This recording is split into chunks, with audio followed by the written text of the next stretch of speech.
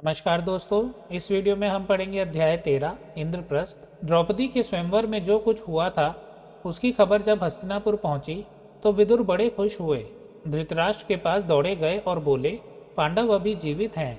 राजा द्रुपद की कन्या को स्वयंवर में अर्जुन ने प्राप्त किया है। पांचों भाइयों ने विधि पूर्वक द्रौपदी के साथ ब्याह कर लिया है और कुंती के साथ वे सब द्रुपद के यहाँ कुशल से हैं। यह सुनकर धृतराष्ट्र हर्ष प्रकट करते हुए बोले, भाई विदुर, तुम्हारी बातों से मुझे असीम आनंद हो रहा है। राजा द्रुपद की बेटी हमारी बहू बन गई है, यह बड़ा ही अच्छा हुआ। उधर दुर्योधन को जब मालूम हुआ कि पांडवों ने लाख के घर की भीषण आग से किसी तरह बचकर और एक बरस तक कहीं छिपे रहने के बाद अब पराक्रमी पांचाल राज की कन्या से ब्याह कर दिया है और अब वे पहले से भी अधिक शक्तिशाली बन गए हैं, तो उनके प्रति उसके मन में ईर्ष्या की आग और अधिक प्रबल हो उठी।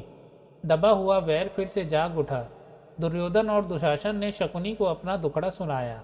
मामा, अब क्या करें? अब तो द्रुपद कुमार धृष्टद्युम्न और शिखंडी भी उनके साथी बन गए हैं।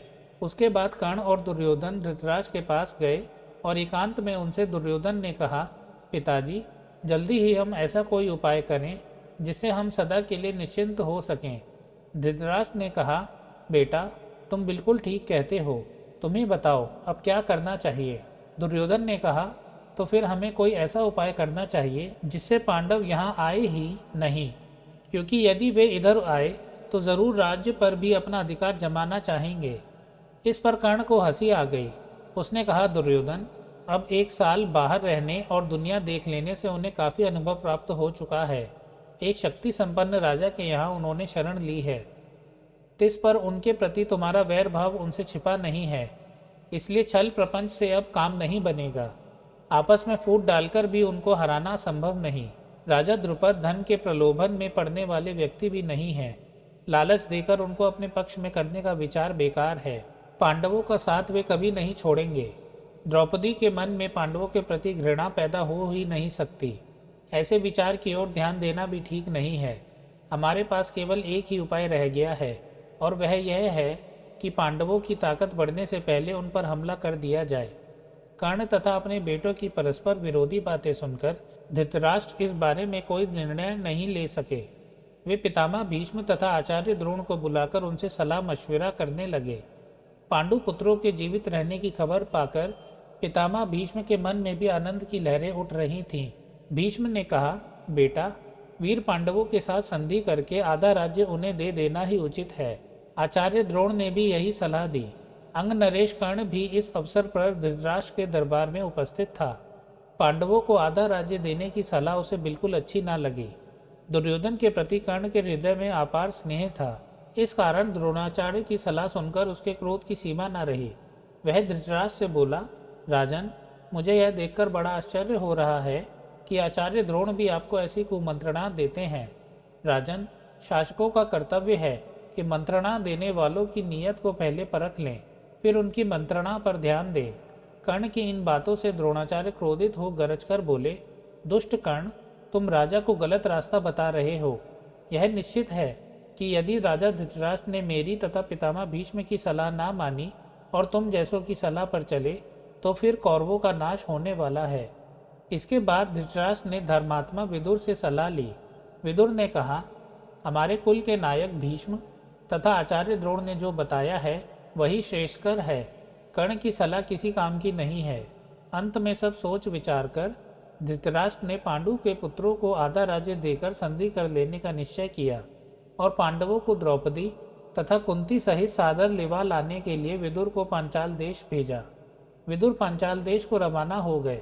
पांचाल देश में पहुंचकर विदुर ने राजा द्रुपद को अमूल्य उपहार भेंट करके उनका सम्मान किया और राजा धृतराष्ट्र की तरफ से अनुरोध किया कि पांडवों को द्रौपदी सहित हस्तिनापुर जाने की अनुमति दें।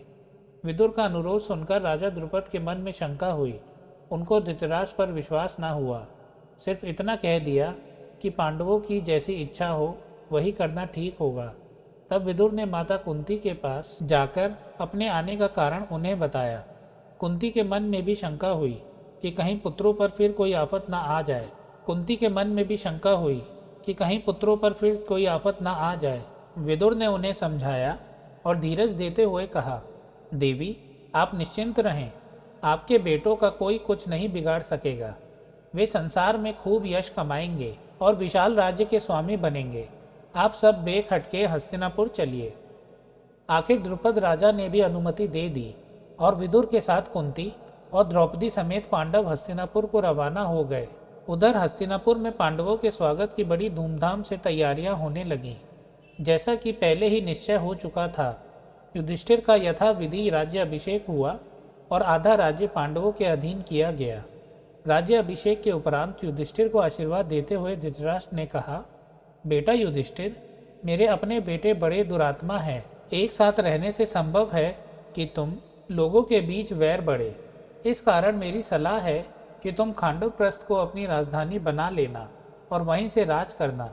खांडवप्रस्थ वह नगरी है जो पुरु, नहुष एवं ययाति जैसे हमारे प्रतापी पूर्वजों की राजधानी रही है। हमारे वंश की पुरानी राजधानी खांडवप्रस्थ को फिर से बसाने का यश और श्रेय तुम्हें ही प्राप्त हो। धृतराष्ट्र के मीठे वचन मानकर पांडवों ने खांडवप्रस्थ के भग्नावशेषों पर, जो कि उस समय तक निर्जन वन बन चुका था, निपुण शिल्पकारों से एक नए नगर का निर्माण कराया। सुंदर भवनों, अभेद्य दुर्गों आदि से सुशोभित उस नगर का नाम इंद्रप्रस्थ रखा गया। इंद्रप्रस्थ की शान एवं सुंदरता ऐसी हो गई कि सारा संसार उसकी प्रशंसा करते न थकता था। अपनी राजधानी में द्रौपदी और माता कुंती के साथ पांचों पांडव 23 वर्ष तक सुखपूर्वक जीवन बिताते हुए न्यायपूर्वक राज्य करते रहे।